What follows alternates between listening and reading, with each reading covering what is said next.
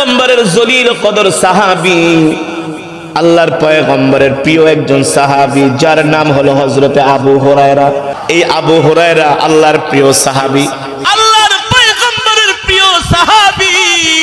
আল্লাহ রাসূলের জবানে হাদিস মুখস্থ করার জন্য, হাদিস শোনার জন্য আল্লাহর পয়গম্বরের মজমায় দিনের পর দিন, রাতের পর রাত হযরত আবু হুরায়রা পড়ে থাকতো।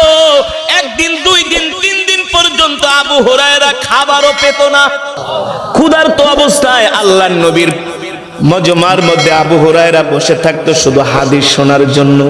হযরত আবু হুরায়রা একদিন বেহুশ হইয়া আল্লাহর নবীর মজমার সিঁড়ির উপরে পড়ে আছে। মসজিদে নববীর সিঁড়ির উপরে হযরত আবু হুরায়রা কায়েত হয়ে পড়ে আছে। আল্লাহ রাসূলের সাহাবী হযরত আবু হুরায়রা 3 দিন পর্যন্ত কিছু খায় না। আল্লাহর নবীর দরবারে থাকে, খাবারও আসে না, খাবে কোত্থেকে? শুধু আল্লাহর নবীর দরবারে পড়ে থাকে হযরতে আবু হুরায়রা হাদিস মুখস্থ করার জন্য। আল্লাহু আকবার। এই কারণে আল্লাহর রাসূলের সাহাবীদের মধ্যে সর্বাধিক হাদিস মুখস্থ সংরক্ষণকারী ছিলেন হযরতে আবু হুরায়রা। সুবহানাল্লাহ বলেন। এই আবু হুরায়রা সবচেয়ে বেশি হাদিস মুখস্থ করেছেন। বুখারী, তিরমিজির যত হাদিস, মুসলিমের যত হাদিস, সব হাদিস ম্যাক্সিমাম হলো হযরত আবু হুরায়রা থেকে বর্ণিত। সুবহানাল্লাহ বলেন।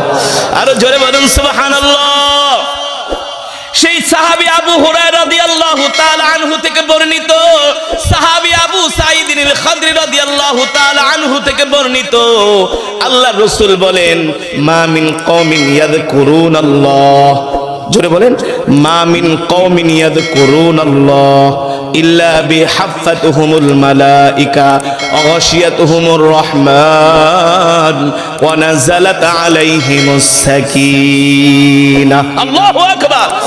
আল্লাহর নবী বলেন, সাইয়্যিদানা হযরত আবু হুরায়রা বলেন, আল্লাহর পয়গম্বর ইমামুল আম্বিয়া সাইয়্যিদুল মুরসালিন সাইয়্যিদানা প্রিয় নবী আমাদেরকে বলেন, যখন তোমরা বসে বসে আল্লাহর জিকির করো, আল্লাহর কোরআনের তেলাওয়াত করো, কোরআনের বয়ান করো, বয়ান শোনো, তখন আল্লাহ তাআলার পক্ষ থেকে ওয়া নাযালাত আলাইহিমুস সাকিনা, তোমাদের উপরে রহমত বর্ষণ হয়। জোরে বলেন সুবহানাল্লাহ।